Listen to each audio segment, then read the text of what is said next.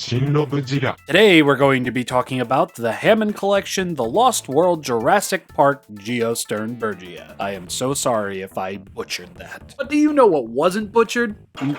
This absolutely lovely flappy dino's appearance. Starting off, I'm a very big fan of this head sculpt and all of the paint applications that adorn it. Detail-wise, we have this lovely little outline of the beak with some subtle line work moving into the nostril over here. I love the paint that was used. I love the application of this brown over here because it doesn't look like mud or poop or anything like that. It actually looks like a pigmentation of its skin beak thing. That's just skin, right? I mean, obviously it's a bone, but that's skin covering it. It's not like a protruding, never mind. And I can communicate the exact same thing for its little head sail fin up here, whatever its scientific name is. Lovely, lovely application going on there, save for that little spooge. But no, for real, everything on the head moving into the neck, it's all great. Great paint, great detail, loving it all so very much. Bit of an articulation spoiler, but did you really think that a dinosaur toy couldn't open and close its mouth at this point? Come on. Got some yogurty pink for the back of the throat and the tongue, including a little bit of the membranes over here. Nothing too crazy other than that on the bottom part of the beak. It's more so the upper part of the beak that got a little bit more detail. You see that? It's subtle, but it's there, and it looks great. And I guess I can say I feel the exact same way about the opposite side of the head as well. This is a good looking flappy. Moving a little further down. I love that we're seeing the return of this speckle that looks like a cookies and cream bar. What I love even more is the little hint of brown shading towards the wings over here. It looks really, really nice. And again, the detail present on the torso over here is beautiful. I'm impressed. Moving on down to these dangly little legs. There is detail in the thighs and shins and all of that, but it's not like crazy noticeable, at least until you get to the feet. And the feet are detailed up so very nicely. Shut up, shut up, shut up, shut up, shut up. Got some nice dark brown paint for the nails and such, and again, looks great. You're even gonna get some nice detail on the bottom of the feet as well. Moving on to the wings and arms, we're gonna see some subtle wrinkles, maybe even veins across the membranes of the wings. Most of the top tier detailing is going to be on the arm portions of the wings over here, but for the most part, these wings look great. I love the application of brown over here. I'm glad that they're not fully blank, and I'm gonna say the exact same thing about the other wing as well. I like that the markings over here don't exactly match either side. I'm glad that there's some variation there, because if they did match, it'd feel a little bit more mass-produced-y, or lazy, whatever you want to call it. Moving on to the little claws up here, yet again, a dark brown for the nails, and some subtle little detailing over here. Most of the detail when it comes to the hands is going to be on the opposite side. Speaking of which, we're gonna get around the same open concept for these wings up here. They don't match, they look great. Moving on to the unseen details from the other side. Lovely little bit of scaling going on here from the fingers to the forearms, I guess. They did a great job on this. And unlike some other company that I could mention by name, there is no favored side, as the other arm will look just as great.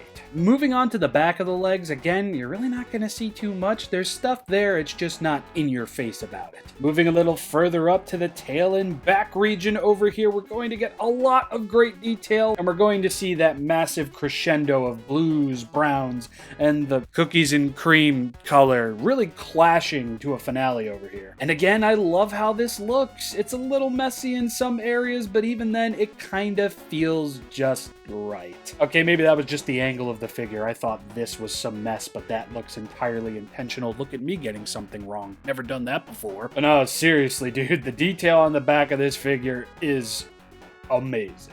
Detail, paint, the whole 9 yards. I really have nothing to complain about when it comes to Geosternbergia. Would love to see what Mattel does with color variant possibilities for this gal. I don't know, does Mattel even do that? Are they big on color variants for figures? If they are, neon green, black, and yellow for this, please. Anyway, I am going to award Geosternbergia, am I saying it right? 2 solid stars in terms of paint and detail. A great looking figure. But is the articulation any good? Nothing sucks more about getting an articulated figure with great paint and detail and getting mid-articulation. Well, thankfully, Geosternbergia over here isn't a sufferer of that. Up first, the mouth can open about that wide. Don't go any further than that because I feel like you might break it. The head can swivel all the way around and look up pretty dang far, not so much down, not until we get to the neck over here, which will aid in Geosternbergia looking down like so, and damn, that's kind of intimidating. That's a little scary. You can, of course, bring the neck all the way back, and whilst moving the head all the way back, just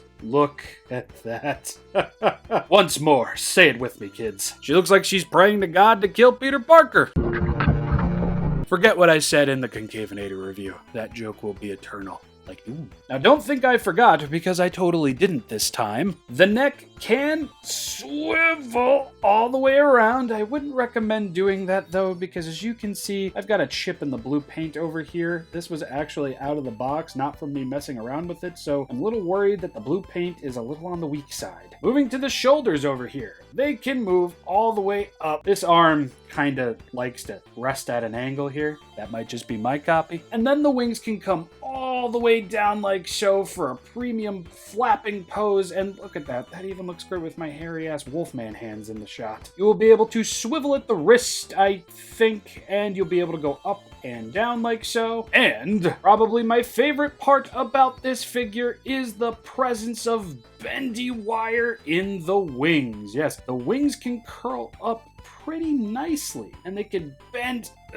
in pretty much every way. I wouldn't suggest getting too crazy with it so you don't break the bendy wire in there, but hey, here's Geosternbergia and its walking form stance. I do believe there is bendy wire in the forearm over here as well. Yeah, it's looking like it. So if you really wanted to, you could get really, really weird with the wing poses for Geosternbergia. Look at that. I mean, that's not a weird pose. That just looks cool to me, you know? It really doesn't feel like there's much limits for the bendy wire over here, but again, just be careful so you don't go about snapping it. Now I just gotta re-straighten out the wings, which is a bit of a pain.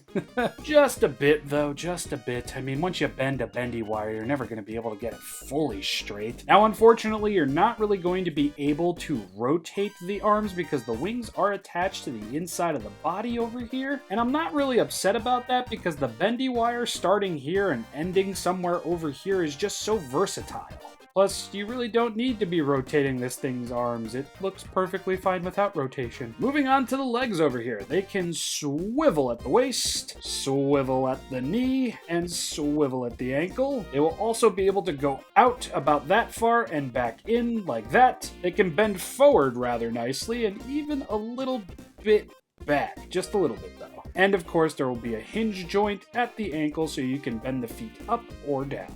And that's it for articulation. And I'm going to give Geosternbergia a solid star in terms of articulation. For once, bendy wire in a figure doesn't feel like a curse or super limited. Here, it actually feels like an integral part to the figure. Not just a cheap inclusion, but a pretty executive decision, if you ask me. Which is why I'm so glad Hiya Toys followed suit by doing the exact same thing with their Rodan figure. Yeah, when it comes to winged figures a lot like this, I am all for having bendy wire in the wings, for sure. Now let's move on over into size comparisons. Yeah, Bergie over here was a surprise right out of the box, from the paint, from the detail. Most importantly, the articulation though. The integration of the bendy wire in the arms, being able to move the hands on the arms. Another thing I really wasn't expecting despite it being very obvious in the promo shots. This makes me want even more flappy dinos. And I really hope the Hammond collection is going to be delivering more because this is the first and absolutely not the last. Plus, it's also really nice to get away from the carnivores because they are essentially kind of samey in terms of their articulation. And here we got wings, we've got a long beak, we've got tiny, tiny legs. This is the perfect breath of fresh air that I wanted. And it makes me all the more hype for the Ankylosaur, which Target still hasn't shipped out yet, damn it. Now I'm in critical need of dinosaurs with wings, even though this might not technically be a